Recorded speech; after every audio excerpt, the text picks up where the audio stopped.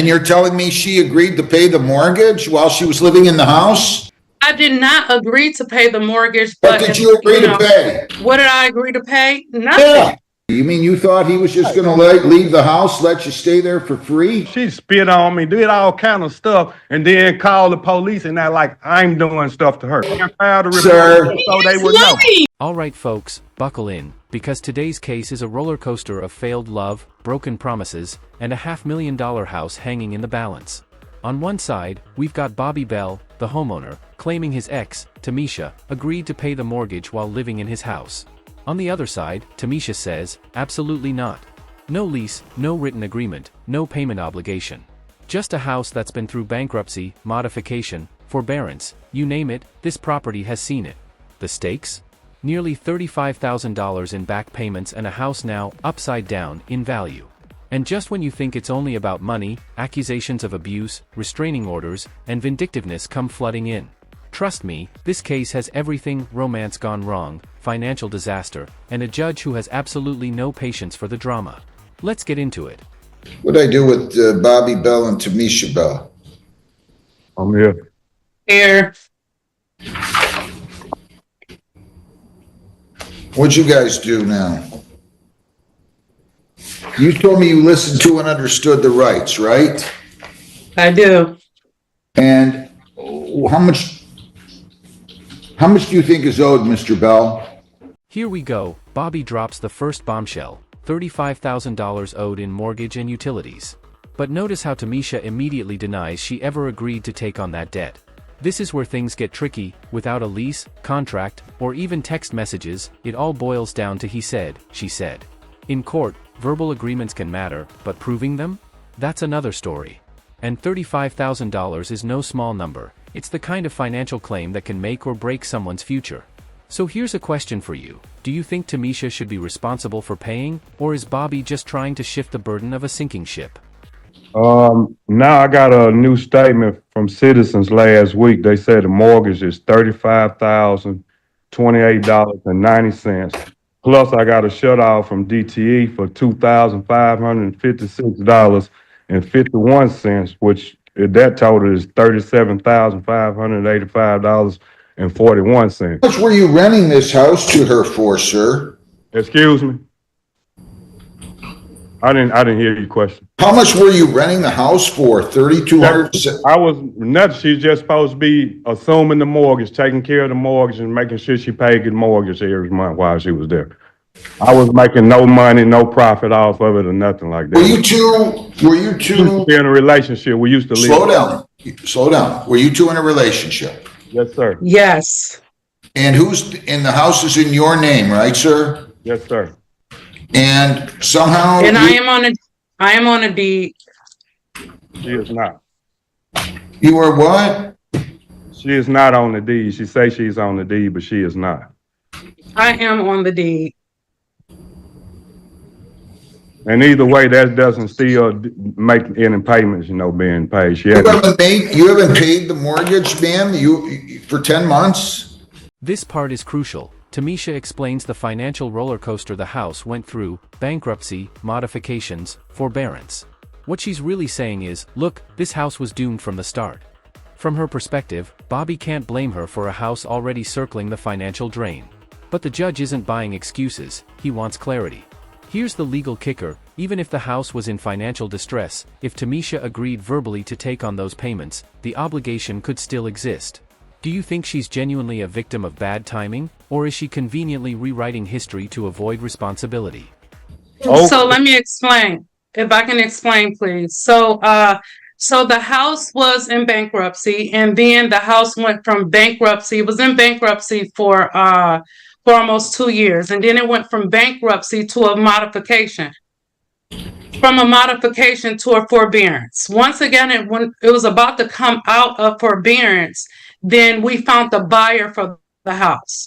After we got the payoff to sell the house to the buyer, we found out we were upside down in the house. So now Bobby wants me to go back and pay what he would have gotten if we weren't upside down in the house.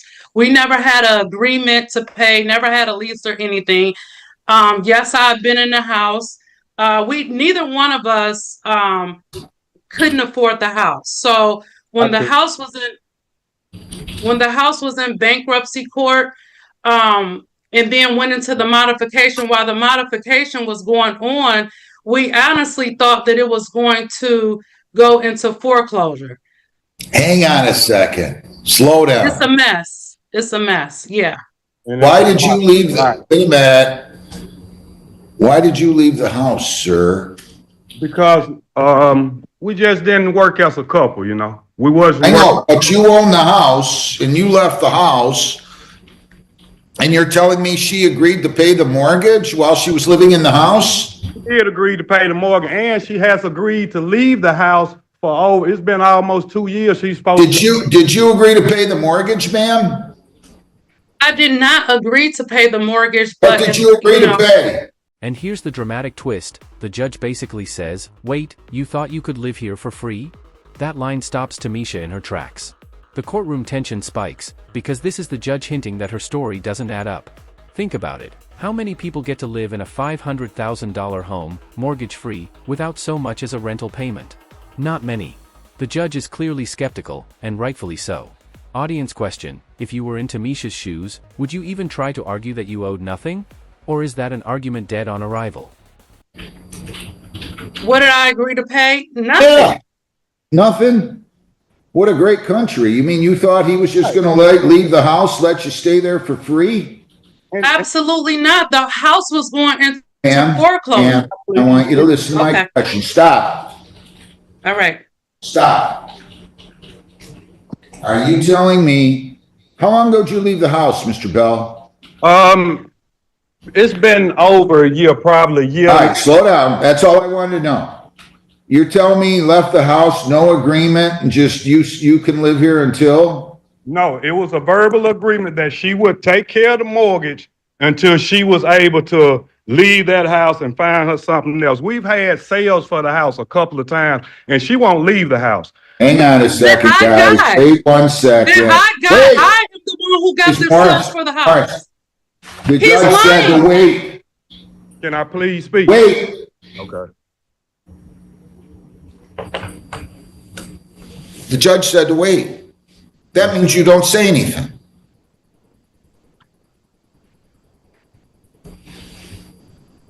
At this point, the judge has had enough. He flat out says, you guys need lawyers. Why? Because this isn't a small claim squabble over a couple $100. This is a $500,000 property with tangled ownership and tens of thousands at stake. And let's be honest, the constant interruptions, the accusations of spitting, abuse, and lying, make this case a circus. But legally, here's the key: without lawyers, they risk losing everything. Judges don't want to untangle messy relationships and broken promises, they want facts, documents, and legal arguments. And right now, neither Bobby nor Tamisha has any of that. Well, I can't say that this isn't something that I've seen happen before. I mean, this is what happens. People think they can commingle, live in different houses together. One owns, one doesn't own. One rents, the other doesn't rent. And now you guys got yourselves in a big pickle. Mm-hmm. I mean, this doesn't seem right. You just can't imagine living in a house that has a $3,500 mortgage payment for free. I mean, this would be a great country. Maybe they'll let me live in their houses in Hollywood for free. I don't know what to tell you two. Don't interrupt me. I think you both better get some lawyers in here that know what they're doing. I'm adjourning this 2 weeks. You guys get some lawyers. That's what you need to do. This is an expensive asset you're talking about. You don't want to lose everything, Mr. Bell. I don't know what the status is. I don't want to know right now. But you gotta, how much is that house worth? It's worth, they did appraisal, they saying like right at 500 now. But she got it so upside down, I had to pay, I would have to pay to sell the house. I have it upside down. Hang on a second. Hang on a second. Can I please say something? Ma'am. I'm not gonna be here to referee this right now. I'm not gonna let you guys squabble across the cameras here, telling one why the other one got it upside down, or he did, or you did, or anybody else did. I'm adjourning this to June the 16th at what time, Jen? And you're gonna 10 come a.m. at 10 a.m. and you're gonna come back with some lawyers. And then we're gonna set it for trial. Okay? I mean, you guys are both hurting each other at this point, as far as I can tell. But I don't know all the details, but I'm sure I'm certainly not going to resolve them now. But when Yeah, you tell them why you couldn't go to the. Just when you think this case is about mortgages, Tamisha drops a bomb, accusations of abuse and restraining orders. Now, while these claims are serious, the judge is quick to shut her down. Why? Because they aren't directly tied to the financial dispute at hand. That doesn't mean the claims don't matter, it just means this isn't the place for them. The real issue is, does Bobby have proof she agreed to pay, and can he enforce it? But let's not ignore the human element. If Tamisha's claims are true, it adds a whole new layer to this toxic relationship. What do you think? Are these genuine cries for justice, or just an emotional smokescreen to cloud the financial issue? I had to get a restraining order on him. He was abusing me. It's a lot of stuff. A lot. Right, hang on. You check the records. I've called the police here so many times before. Ma'am, that's the first I've heard of it. Yeah, because you wouldn't let me talk. Ma'am. Okay. You need to get a lawyer. Yeah. Was he charged with anything ever? No, because they could never catch him here. He wasn't. Right. Slow down. No. You said that you had restraining orders on him. Yeah. Did you get PPOs, or were these? I got a PPO. I didn't think I was done talking yet. Did you think I was talking yet? No. Would you please stop interrupting me? Okay. Did you have charges that you filed against him where he was the defendant in a domestic violence charge? No, I just hang on. You said you had a restraining order. Did you go down to Detroit and get a PPO against him? Yes. All right. Is that PPO still in effect? No. Does that PPO have anything at all to do with the fact that you guys got yourselves in a deep issue here with regard to the loss of this property, whether it's Mr. Bell's owned otherwise, or you own some or don't own some? Do you guys realize does that have anything at all to do with this? No, can I say this, Your Honor? Why are you bringing up issues that have nothing to do with the fact that this house is apparently underwater and he thinks that you owe him $35,000? The reason why I'm bringing it is to establish that he's doing this to be vindictive. That's why. Might be, and I'm going to hear all that at trial, ma'am. I'm not foreclosing you from arguing anything. I think that this is he's doing it to be vindictive. Why are you interrupting me again? Please. He might be. I'm not saying he is. I'm not saying he isn't. He is. All right. Okay. Stop. Here's where the case takes a psychological turn. Tamisha accuses Bobby of being vindictive, that he's not really after money, he's after revenge. And honestly, that could be true.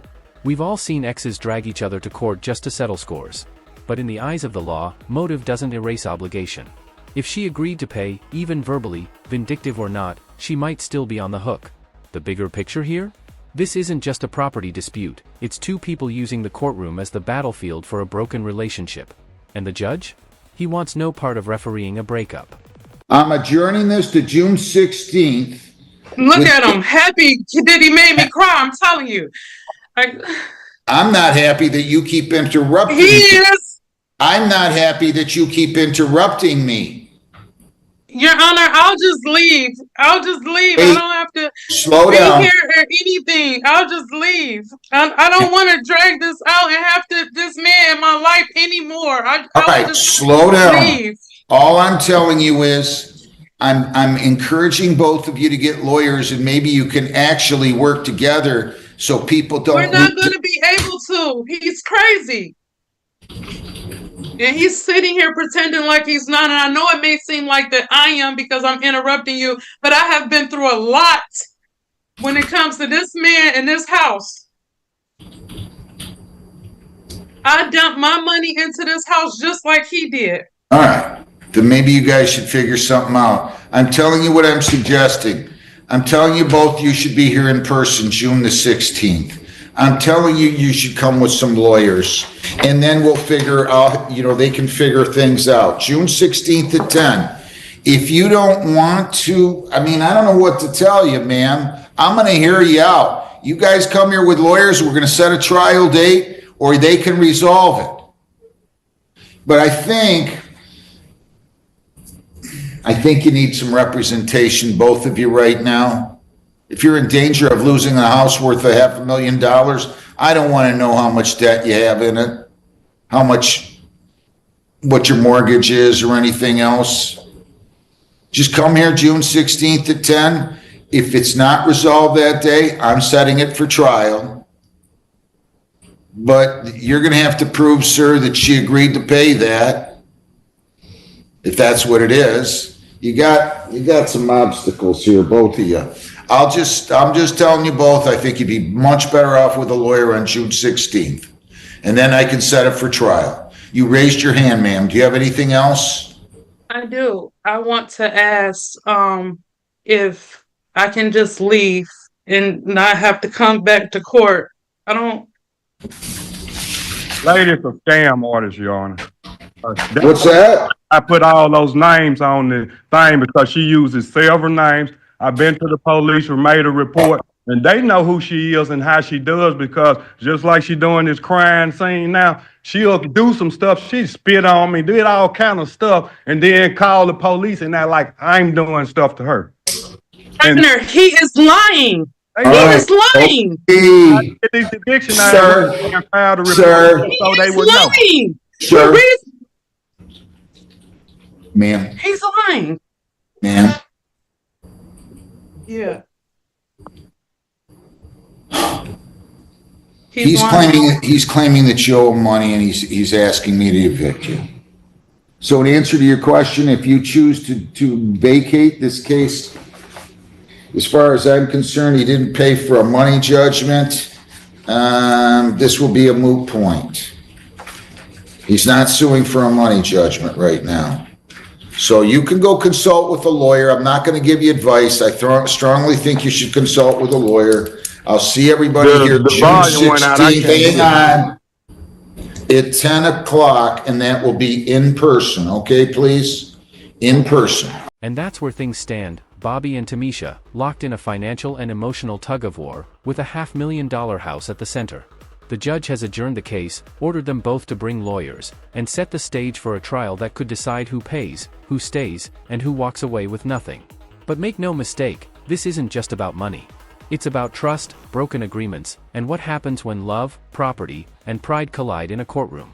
What do you think? Should Tamisha be forced to pay up, or is Bobby trying to weaponize the court system for revenge? Drop your thoughts in the comments below. And if you found this breakdown as wild as we did, don't forget to hit that like button, share this video with a friend, and subscribe for more jaw-dropping courtroom showdowns. Until next time, stay sharp and stay tuned.